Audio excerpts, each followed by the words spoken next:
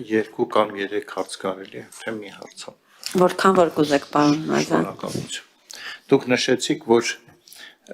ձեզ մտահոգում է, որ դուք նշել եք, որ անհամատեղություն կա, բայց պաշտոնյան շարունակում է պաշտոնավարել։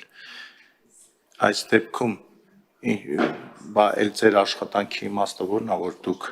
ներկայացնում եք ու ինքը շարունակում է պաշտոնավարել։ Խորհրդատվական բնույթ է կրում, իրավական, քրեական հետևանքներ չի ունենում ձեր նշած մատնանշած խնդիրները։ Սա առաջին հարցը, երկրորդ հարցը։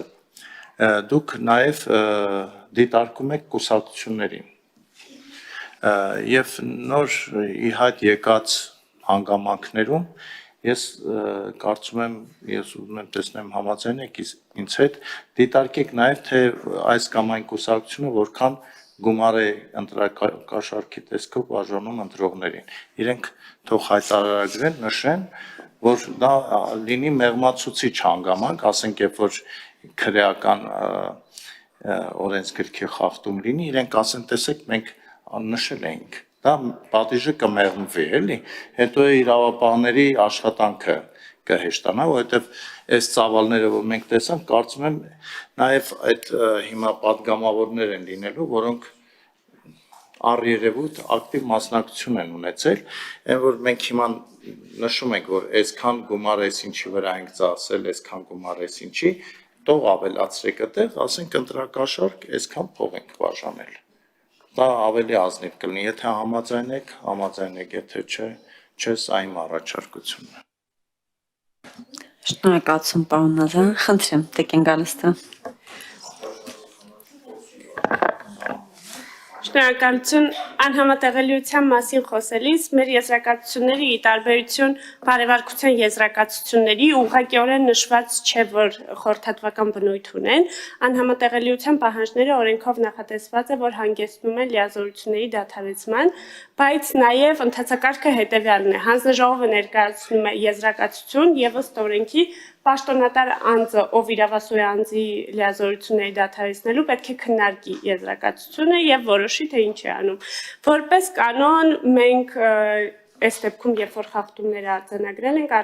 ենք համայնքի ղեկավարների եւ տեղականների վերաբերյալ, որոնց մասով որոշումները կայացնում է ավականին եւ մեզ տեղեկացրել են, որ ավականին քննարկել է, որոշել է, որ չի դադարեցնում, ինչը ըստ էության օրենքի խախտում չէ այս պահին, բայց մենք կոռուպցիայի կանխարգելման հանձնաժողովի մասին նոր օրենք ենք մշակում արդարադատության նախարարության գործընկերների հետ համատեղ եւ կարծում ենք, որ այս հարցը այն հիմնական հարցերից է, որը մենք քննարկման առարկա կդարձնենք։ Իհարկե, այնտեղ այն հանգամանքը, որ գրված է անհամատեղելիության պահանջների խախտումը դադարեցման է հանգեցնում, այստեղ երևի պետք է որոշ սանդղակներ դնենք, թե որ խախտումները անհամատեղելիության ինչ էական խախտումներ պիտի լինեն, որ հանգեցնեն, որպեսզի ցանկացած դեպքում դադարեցման չլինի, այո, բայց ամեն դեպքում մենք այդ հարցը առաջիկայում պետք է քննարկենք օրենսդրական փոփոխության շրջանակներում, քանի որ դա պրակտիկայի խնդիր է, բայց պրակտիկայի խնդիրը նաև բխում է թերի օրենսդրական կարգավորումներից։ Կուսակցությունների մասով ես երևի պիտի հումորով վերաբերում եմ ձեր հարցին, որովհետև ընտրական տեսեք, ես չեմ կարծում, որ այն գումարները, որոնք այլ կերպ են ծախսվել, որոնք օրենքով նախատեսված չեն, նաև մուտք են եղել կուսակցության հաշվին, դրանք հիմնականում եղել են կանխիկ դրամական միջոցները, որոնք որևէ կերպ չեն արտացոլվում կուսակցության ֆինանսական հաշվետվություններում, կանխիկի մասով մենք արդեն ներկայացրել ենք հաղորդումներ, ընդ որում այս շրջանում ներկայացրել ենք հաղորդում որոշ կուսակցությունների վերաբերյալ, երբ տեսել ենք, որ ծախսերը առերևույթ չեն հիմնավորվում օրինական եկամուտներով, կուսակցության ինչը նշանակում է, որ առկա են կանխիկ մուտքեր, ու նաև կա կուսակցություն, որը ներգրավել է անանուն դրամական միջոցներ բաց նվիրատվությունների հարթակի ինչ-որ հակատոնների միջոցով, ինչը նորից խնդիր է։ Մենք այդ բոլոր դեպքերը փորձում ենք արձանագրել, բայց մեր լիազորությունների շրջանակներում մենք փորձում ենք անել այն, ինչը մեզ ըստ օրենքի վերապահված է, իսկ ընտրակաշառքներով հաշվետվություն վարելը մեզ դեռևս վերապահված չէ։ Շնորհակալություն, արձագանք։ Ես արձագանք եմ, որ ասեմ, բոլորովին էլ հումոր չի։ Տեսեք, մենք լրացնում ենք այնտեղ այսպիսի տողեր կան։ Արդյոք նվեր վերցրել եք, որը այս գումարից ավելի է, կամ արդյոք այսքան ավելի գումար ծախսել եք, չգիտեմ, հանգստի կամ ինչի համար, դա այդ բաները նշած է։ Հիմա մարդը ակտիվ ներգրավում է ունեցել փողաբաժանությանը, այս երկրի դեմ ծանր հանցագործություն արել, այդ մարդուն հնարավորություն չտանք ինքնախոստովանվելու, որ հետո գրի, որ ես, գիտեք, անցած տարի այսքան փող ծախսել եմ, դա մեղմացուցիչ հանգամանք կդիտվի, մենք կասենք այո շնորհակալություն, տեսեք ինչ ազնիվ, ասենք պատգամավոր է եւ բան անում, այդ մասին ահազանգում է։ Կարող է ինքը այդ միջոցը ունի միայն հայտնելու հանցագործության մասին, երբ որ լրացնում է այդ հայտարարագիրը։ Մենք պետք է մարդուն հնարավորություն տանք ուղղվելու։ Ճիշտ այսօր Ռուբինյանը ասաց, որ արդեն էլ չեն ուղղվի վերջ, բայց ես լավատես եմ, կարծում եմ կարող ուղղվեն, հասկանան, որ վատ բան է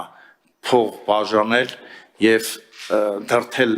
այս կամ այն ընտրությանը եւ առավել եւս շատ վատ բան է փող վերցնել ու գնալ քվեարկության։ Գիտեք, դա ավելի ծանր հանցագործություն է, կամ ասենք ինչ-որ համատեղելիության խախտումով ինչ-որ պաշտոն զբաղեցնելը, կամ պատահաբար 1000 դրամի ավել նվեր վերցնելը, քան նախատեսված է օրենքով։ Այս կարծում եմ լուրջ խնդիր է, մենք սրանով արդեն պետք է զբաղվենք։ Եթե շարունակելու ենք թույլ տալ փող բաժանեն, մենք այս ավանդույթը պետք է մտցնենք։ Կամ փող բաժանողները քաղաքականությունում տեղ պետքա չունենան։ Եվ ոչ թե բերենք եւ ասենք, «Այ ինչ լավ է, եկեք ազգային ժողով, հարցեր քննարկեք, հարցեր տվեք»։ Ու դա կլինի վարակիչ։ Ինչու ոչ։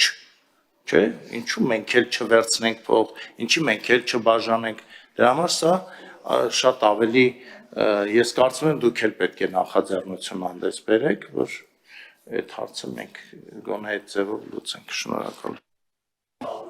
Խնդրեմ Տեկին Գալստյան, ինչ կասեք ձեր նախաձեռնություն հանդես բերելու մասին։ Ես բնականաբար համաձայն եմ, որ դա շատ ավելի լուրջ արարք է ու դրա համար քրեական պատասխանատվություն է նախատեսված եւ հենց դրա համար է, որ հանձնաժողովը չի լիազոր մարմինը, այդ անհամատեղելիություն եւ այլն որ ասում եք, սա կանխարգելիչ մարմին է, այստեղ հանցագործություններ քննող չեն, դրա համար հանցագործություններ քննող մարմինը հակակոռուպցիոն կոմիտեն ինքնին արդեն զբաղվում է նախաձեռնության մասով, եթե օրենսդիրը որոշի, որ դա պետք է որևէ կերպ արտացոլվի հաշվետվություններում, մենք բնականաբար ընդհանուր եզրական ակտերում փոփոխություն կկատարենք։